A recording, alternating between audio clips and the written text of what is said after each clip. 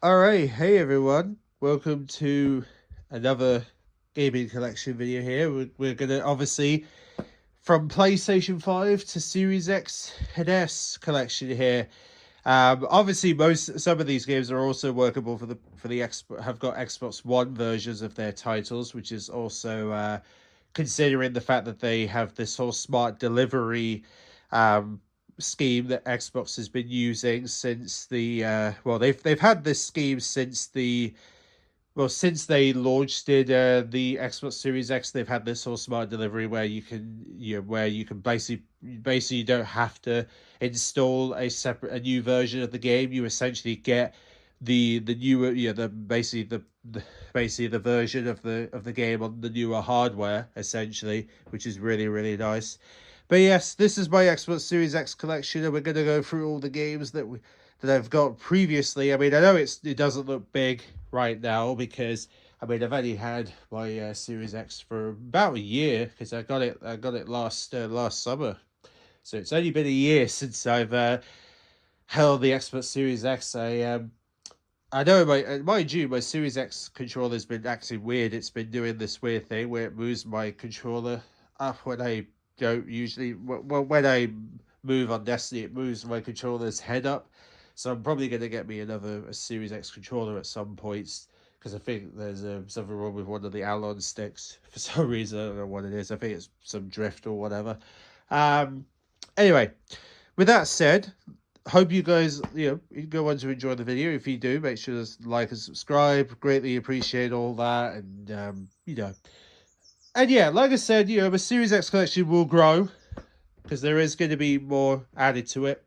But we might as well show what I've got so far. So we have Super Monkey Ball Banana Mania. This was the first Series X game I purchased, even before I got the console, funny enough, because I thought it was a nice, fun little game to play, so I thought might as well pick it up. Then I've also got me the Among Us Crewmate Edition as well, because I got it for both platforms, obviously, because, well, obviously considering, I mean, considering the fact that, I play Among Us with friends from time to time, it's better to, in case my PS5 decides to not work, I can always switch between platforms, can't I? And then I actually got this from last year's Amazon Prime Day, which is The Evil Dead, the game, because this was on really good discount last year. So chances are there's probably going to be some more Series X games that are going to be on discount that I might take advantage of and add to the collection. So this was one of those games that I will hopefully play at some point. Then we have Battlefield 2042.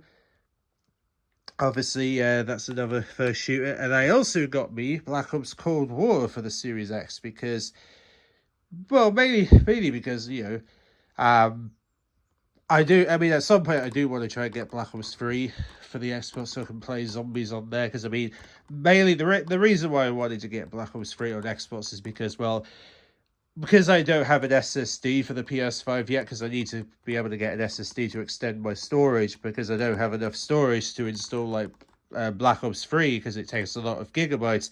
I thought I could always play it on Xbox, and then that way at least I've got a way to play it whilst I'm waiting to get me an SSD for my PS5 to expand my storage. Which luckily the PS5 has that option for you to use an SSD to sort of up in your storage for the PS5. So hopefully I'll get one soon.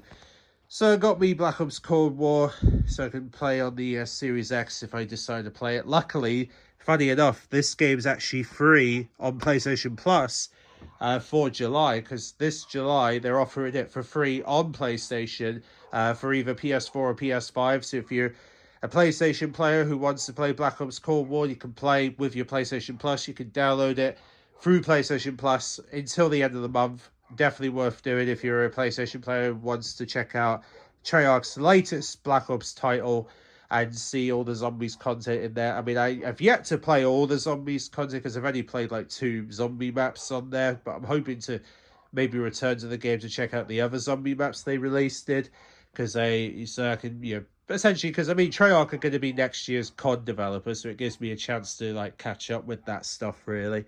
Um, then I've also got, I actually played this on stream the other day, Tiny Tina's Wonderlands. Next Level Edition. This is the Next Level Edition version, which comes with a bonus DLC pack. Obviously, I had to get this considering I know one friend of mine, Evil Rotten Bunny's actually got this game, and I think she's completed it. I think, because I know she hasn't been playing it a lot lately, but I mean, I've told her I got it, but she hasn't like asked if about wanting to play. But I'm hoping at some point she will, because I know we haven't played for a while. And then I've got Rainbow Six Extraction for the Series X, and yes, you're probably wondering why it says the promotion copy here, because I basically got it from CEX, and they've sent me a version which basically has these banners which they usually put at when they put up at games to say, "Oh, not for resale promotions," which is really funny. I got this version, pretty funny.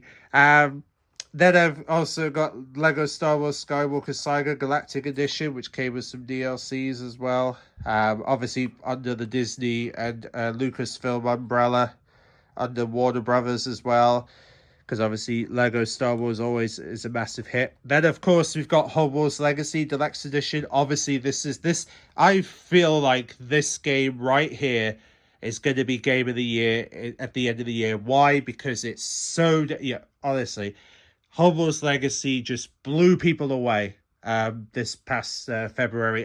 The fact that and all the hype for this game when it came out was insane. Like, it was so insane. It was dominating Twitch. It topped the charts for a good number of weeks.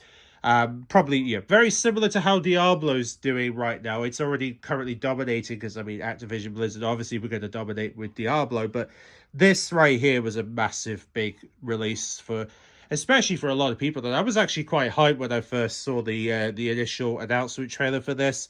And as soon as I finally got my hands on the deluxe edition, I started playing. Oh my god, Hogwarts Legacy. Well, it speaks for itself, doesn't it? It's amazing, and the fact that I was able to play, with this edition, you can play early with the deluxe edition, and it was oh man. I mean, I know I should have technically I should have pre-ordered at the time, but I didn't have the money to pre-order it at the time, so I decided to get it a little slightly later than usual. But luckily, I got Hogwarts Legacy, and man, I'm hoping I might. Yeah, I mean, I think I've still got a few bits left to complete on the game anyway, because I want to be able to record. Obviously, because I want to do something for the end of the year with this game on my channel, and I'm not going to say what it is because don't want to ruin the surprise. But trust me, I'm sure you'll love it.